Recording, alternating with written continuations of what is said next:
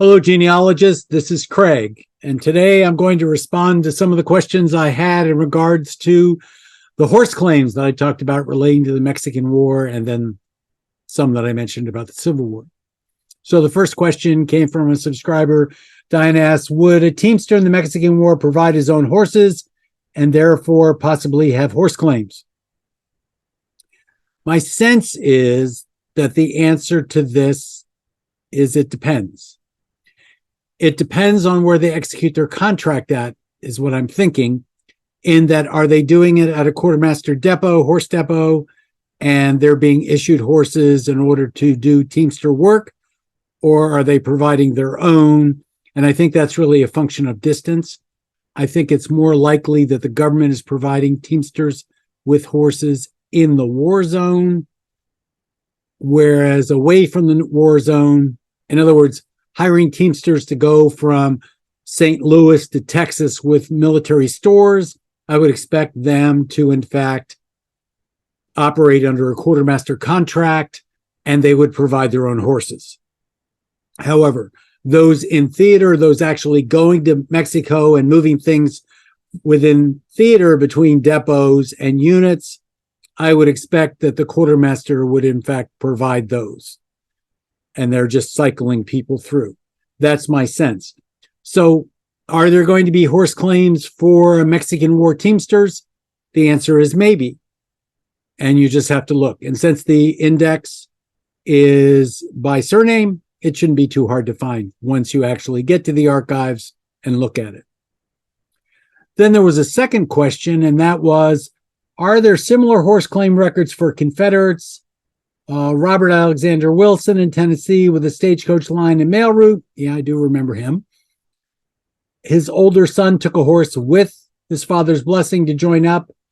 And Catherine's 14-year-old great-grandfather took one of the horses without permission and ran off to join up.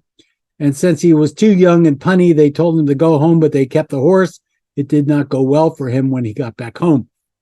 It's unlikely that a claim could be filed for such a thing because basically his son abandoned the horse, even though it was taken away from him.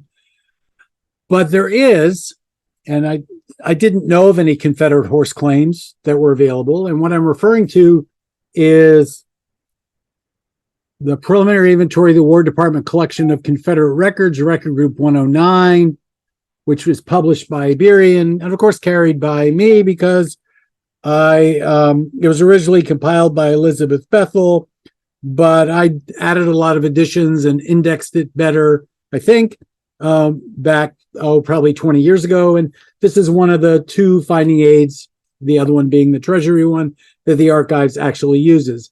This one got stolen so often they tore it all apart and put it in document protectors, and now it's in like 1 or 2 3-ring binders in the research room.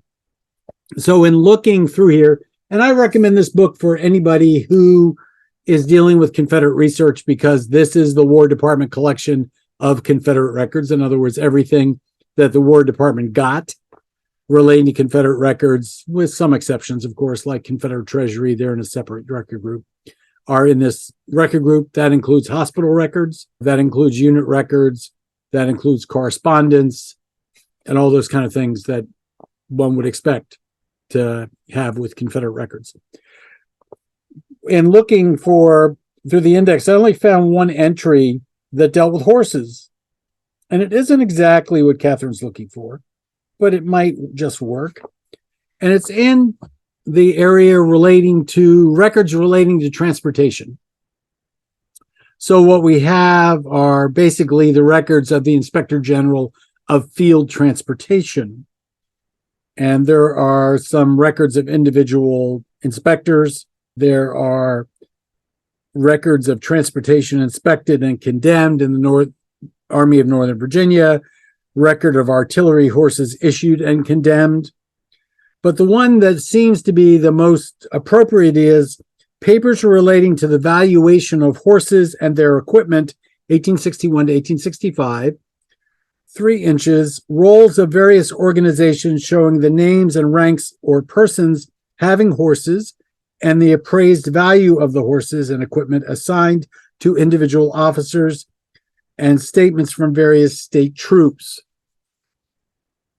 concerning the number of horses for the period reported on and their value, arranged by organization, state or staff corps, medical quartermaster, and the like. Now, this gives me the impression that there are names of officers present in these records, but not that there are names of enlisted men. But I could be wrong. I've never looked at these. There is other information relating to orders relating to transportation allowances, estimates of funds required for field transportation. Don't they sound interesting? And record of transportation sold. It shows the officer's name and thereunder dates, amounts estimated for, amounts approved for, amounts, dates, and the heading Quartermaster General. Presumably the dates and the amounts is approved by him. And duties and other headings, Secretary of the Treasury. Presumably the dates approved by him. Entries are arranged by officer's name. So that's all that really discusses horses. When we look in the index under horses, there isn't anything else really that jumps right out at you dealing with horses. That's the only entry, dealing with horses. Maybe the indexer didn't do a good job. I don't know. Anyway, so this came from the War Department collection of Confederate records, the preliminary inventory, to Record Group 109. The record group, the preliminary inventory number, I think, is 101. But I don't remember that off the top of my head. But I did this back in 1994. That's how long ago this book has been around. Again, perfect book if you're interested in Confederate records. So this has been Craig. This has been Just Genealogy, answering a few questions that came up. I love answering questions, but just put them in the comments. I'll do the best I can. Thank you so much. See you tomorrow.